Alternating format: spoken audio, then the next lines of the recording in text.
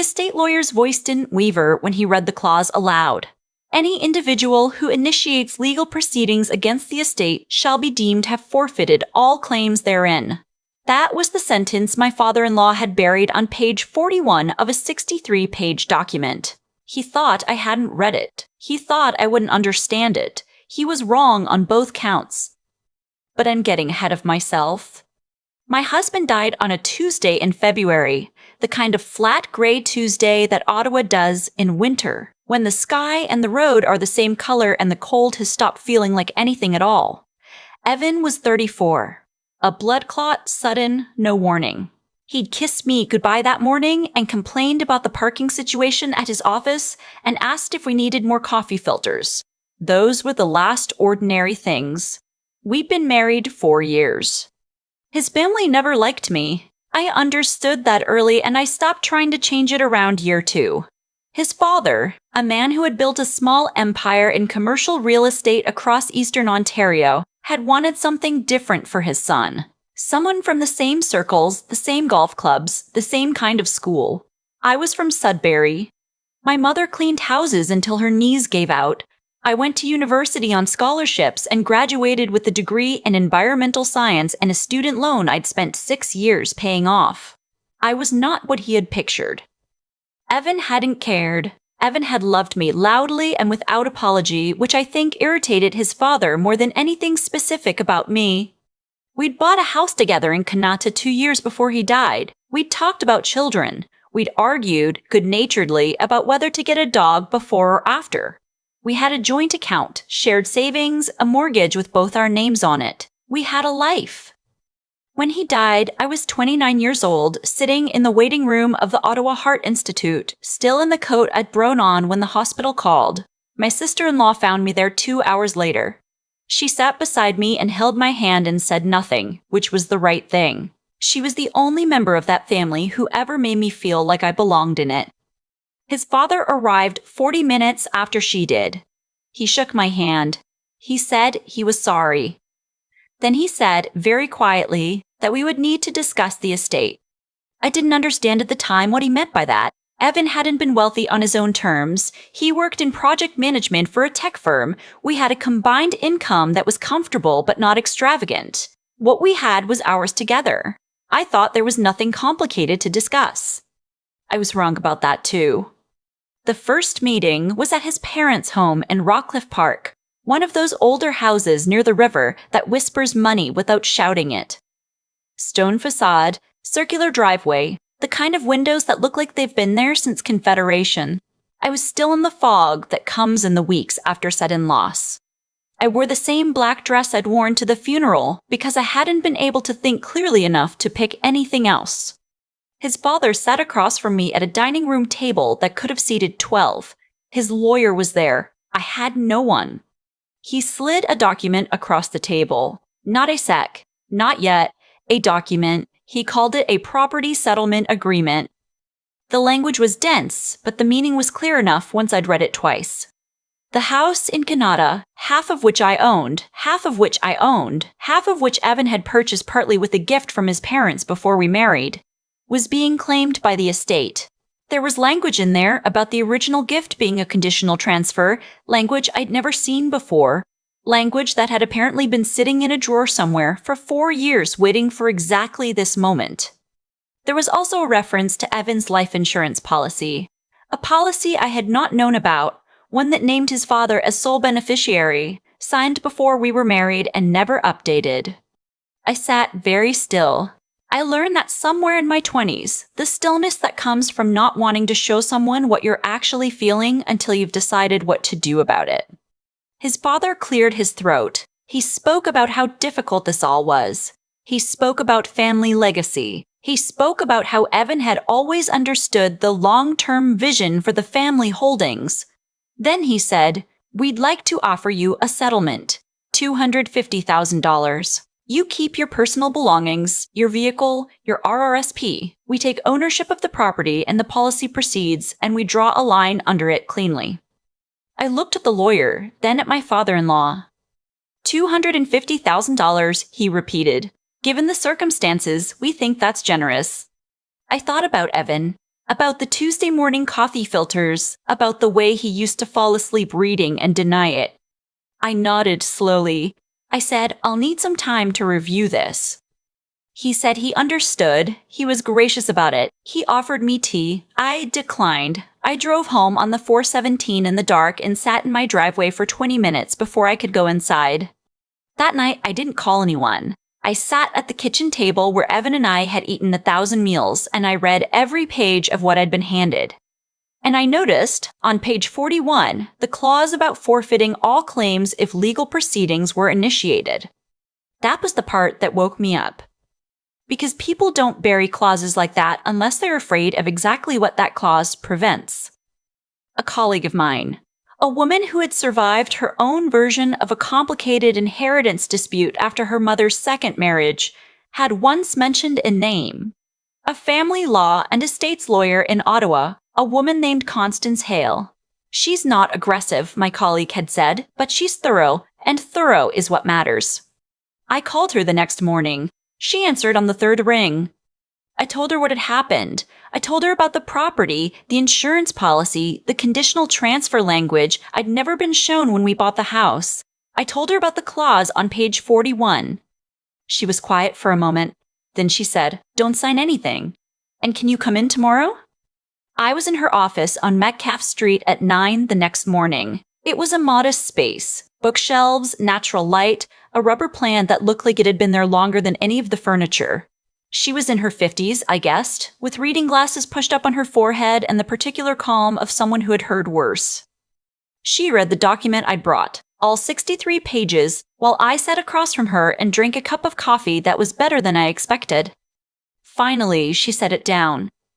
The conditional transfer clause, she said, depends entirely on whether it was properly disclosed and agreed to at the time of the original gift. Did you sign anything when you and your husband bought the property? We had.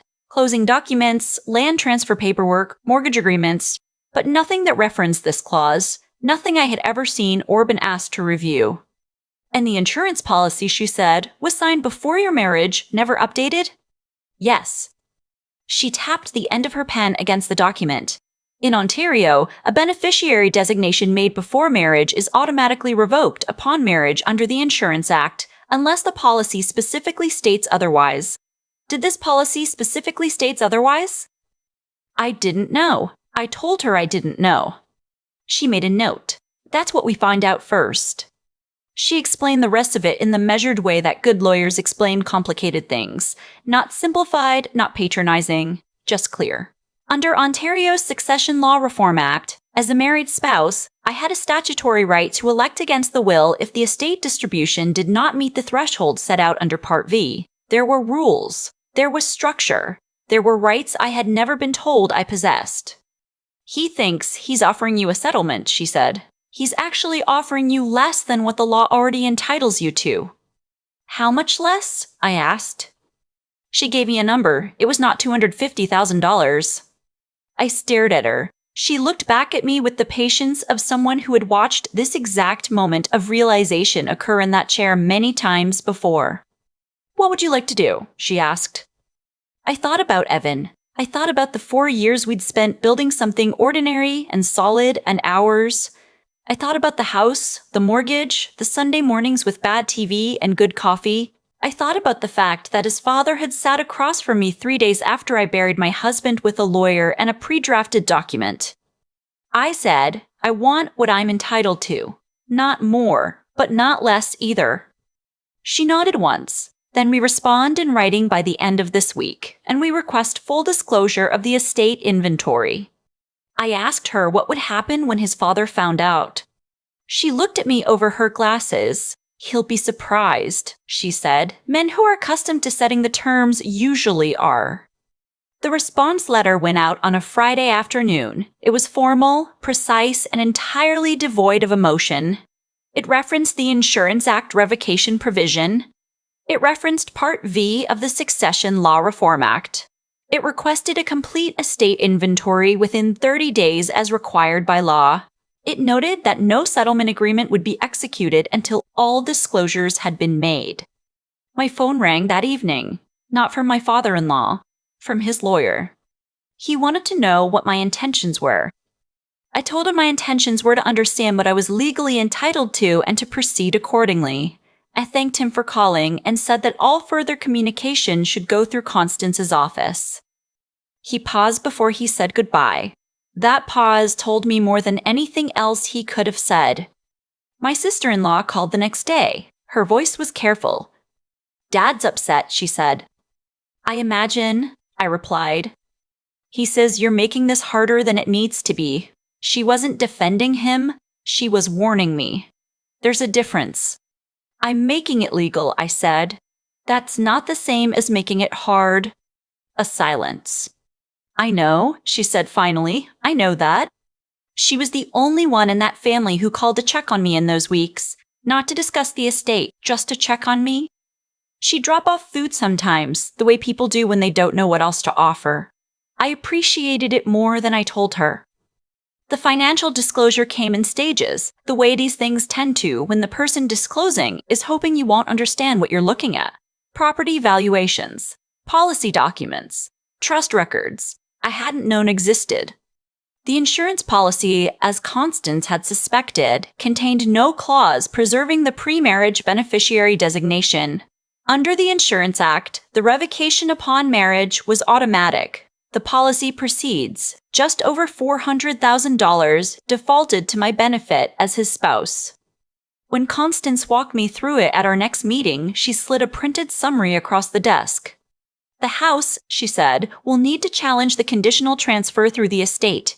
Given that the condition was never properly disclosed to you, there are strong grounds. The insurance, however, is cleaner. The law is clear." I sat with that for a moment. $400,000 in a policy I hadn't known existed, that had been pointed at his father for 4 years, that the law had quietly redirected the moment Evan put a ring on my finger. "He didn't know this," I said, meaning Evan. "Probably not," she agreed. "Most people don't update these designations or understand what marriage does to them automatically. That's very common." That was something his father had also not known, or had assumed wouldn't matter.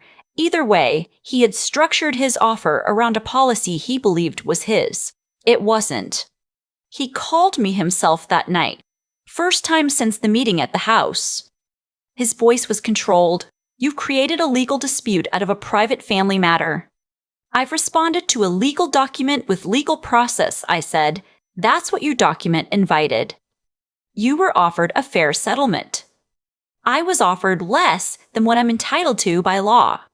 A pause. "Evan would not have wanted this," he said.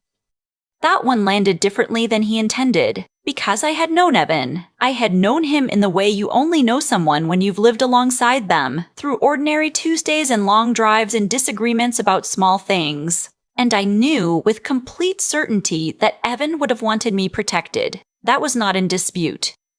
"Evan would have wanted me to know my rights," I said, "and to use them." He didn't respond to that. "I didn't file anything to punish you," I continued. "I filed because the law exists for exactly this reason. I intend to follow it." He said he needed time to consider his position. I told him his lawyer had our contact information. When I hung up, I sat in the kitchen for a long time. The house was very quiet in the way that houses become after someone who lived in them is gone. I had gotten used to a particular kind of quiet in those months. It sat differently than silence. I called my mother that night. She was in Sudbury, still in the same house I grew up in. The floors my father had refinished badly one summer, and my mother had refused to let him touch again. I told her what was happening. Not all of it. She would have worried about details she couldn't affect. But the shape of it. "Don't let them make you feel guilty for knowing your rights," she said. "I'm trying," I told her. "They offered you silence," she said. "Accepting it doesn't make you gracious. It just makes you quiet." My mother has a way of saying things plainly that most people spend paragraphs trying to say. The preliminary estate hearing was set for 6 weeks later. Not dramatic, not adversarial in the way courtroom scenes and television suggest. Ontario's estate process runs through the court, yes, but it operates on paper and procedure more than on confrontation. Constance explained it to me in advance, step by step, so that nothing would surprise me. On the morning of the hearing, I wore a gray blazer I bought 3 years earlier for a work conference. I took the 95 downtown and sat in the back of the bus and watched the city move past the windows. Gatineau across the river, the Parliament buildings catching the February light. There's something about this city in winter that is simultaneously harsh and very still. I had lived here for 7 years and I still wasn't used to it entirely, but it felt like mine. The courthouse was on Queen Street. Constance met me outside with a coffee she'd brought from a place nearby. We went through security and sat in a waiting area with plastic chairs and government-issued signage, and the steady, low noise of a building where ordinary problems are being processed by an ordinary system. My father-in-law arrived with his original lawyer and a second one I hadn't seen before. He was dressed carefully. He looked older than he had at the house in Rockcliffe, which surprised me. I had been thinking of him as an adversary. He looked like a man in his late 60s who had recently lost his son. I hadn't let myself hold that alongside everything else. I did, briefly, then. The hearing was procedural. The judge, a woman who reviewed the filings without theatrics, heard preliminary arguments on the conditional transfer clause and the insurance question. Constance spoke clearly and cited the relevant statutes. The other side cited their interpretation of the original gift agreement. The judge ordered additional document disclosure regarding the original transfer and asked both parties to provide written submissions within 30 days. On the insurance question, she was more direct. The Insurance Act provision is unambiguous, she said. Absent a contrary clause in the policy, the marriage revocation applies. The onus is on the estate to demonstrate otherwise. She looked at the other side's lawyer. He said they would comply with the process. When we came out into the hallway, my father-in-law approached me directly. His lawyer was a few steps behind. "This is more complicated than I anticipated," he said. He meant it as a concession. "The law tends to be," I said, "when people don't expect it to apply to them." He was quiet a moment. He looked at me in a way he hadn't before. Not hostility, something more careful. "Evan chose well," he said. "It came out like it cost him something." I didn't thank him for it. I didn't need to, I just nodded. In the weeks that followed, the tone shifted in the small ways that matter more than grand gestures. The legal correspondence became less pointed. His lawyer stopped phrasing things as if I'd done something improper by responding to their own document with my own rights. The conditional transfer challenge took longer. These things do, but Constance had been right about the lack of disclosure. There was no signed acknowledgement on my part, no independent legal advice clause, nothing that indicated I had ever been informed of the condition attached to that portion of the down payment. Under Ontario law, that mattered considerably. By the time the estate was formally administered, some months later, the outcome looked nothing like the document I'd been handed at that dining room table in Rockcliffe Park. The insurance proceeds came to me as Evan's surviving spouse. The property question was resolved with a buyout of the disputed portion, a number substantially higher than what I'd been offered in the original settlement, structured through the estate process with full accounting on both sides. It wasn't a dramatic victory. There were no cameras, no announcements. There was a final letter from Constance's office outlining the settlement and a signature page and a transfer of funds that landed in my account on a gray Tuesday morning 6 months after the first gray Tuesday that had started all of it. I sat at the kitchen table and looked at the number on my screen for a long time. My sister-in-law texted me that afternoon, not about the settlement. I don't think she knew the details, and I didn't share them. She asked if I wanted to come to dinner that weekend. Her kids were doing something at their school on Saturday, a concert or a recital. She couldn't remember which, and she thought I might like to come. I said yes. My father-in-law was there. We ate dinner in a kitchen that smelled like the roast he apparently made every Sunday, a thing I hadn't known about him. He was quieter than I'd ever seen him, not defeated, reflective. There's a difference. After the meal, while his daughter was putting her kids to bed and we were standing in the kitchen with our respective cups of tea, he said, "I want you to know that I understand I handled it poorly." I didn't rush to reassure him. I've learned not to do that. Sometimes people need to sit in what they've said for a moment without it being immediately softened. "I know you loved him," I said finally, "and that losing him was, I know what it was for you." He looked at the window. I thought I was protecting what he built. What we'd built. He built something with me too, I said. That was also real. He nodded. Yes, it was. We didn't become close after that. That would be overstating what happened. But we became something. Civil. Careful. Occasionally present in each other's lives in the way that grief sometimes insists upon whether or not you've planned for it. He came to the gathering I held in the spring, on what would have been Evan's 35th birthday. A small thing. A few of Evan's friends, my sister-in-law, my mother who drove down from Sudbury and wore Evan's favorite color without knowing it was his favorite color. We stood in the backyard of the Kanata house. My house, mortgage, now fully in my name, and told stories about him, the way you do when someone is gone and you're trying to hold the shape of them a little longer. My father-in-law stayed until almost everyone else had left. He helped carry glasses inside, which I think surprised both of us. At the door, he said, he would have been glad you fought for it. I thought about that for a long time afterward. Evan probably would have been embarrassed that any of it was necessary. He would have assumed his family would do right by me. He would have been wrong about that, the way he was sometimes wrong about the people he loved most. Too generous in his assumptions, too willing to believe the best of everyone. But I think he also would have been glad I knew what I was worth. Not in money, in rights, in the understanding that protection is not aggression, that procedure is not cruelty, and that the law, cold and bureaucratic and unpoetic as it often is sometimes the most honest voice in the room. I'm in my early 30s now. The house in Kanata is mine. The mortgage is manageable. I have a small vegetable garden out back that I started last summer, mostly to have something to do with my hands on weekends, and it is genuinely terrible. One functional zucchini and a lot of false hope, but I intend to try again in the spring. My mother calls every Sunday. My sister-in-law and I meet for coffee every few weeks, near the university where she teaches part-time. She updates me on the kids. I update her on the garden's modest failures. It is an ordinary friendship, grown out of extraordinary circumstances, and I am grateful for it.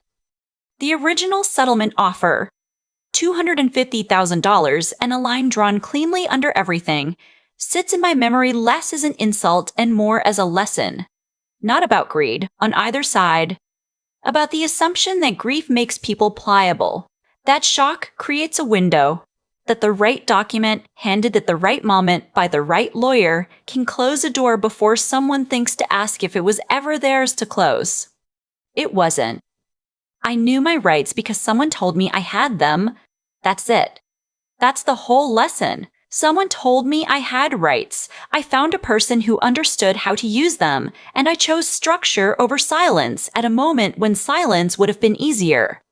Not louder, easier. There's a difference. I've learned to pay attention to that difference. If you've ever sat across from someone who assumed your grief would make you manageable, who handed you a number and called it generous before you'd had a chance to understand what generous actually meant, I want you to know that the law in this country exists for exactly that moment. Not perfectly, not quickly, but it exists. It outlasted their assumptions. It can outlast yours too. There's a particular kind of moment, and I think most people who've lived through grief know exactly the one I mean, where someone hands you something and calls it kindness, and you have to decide in real time whether to accept the framing or examine the math. That was the moment at the dining room table in Rockcliffe Park. A document, a number, a lawyer sitting quietly in the corner.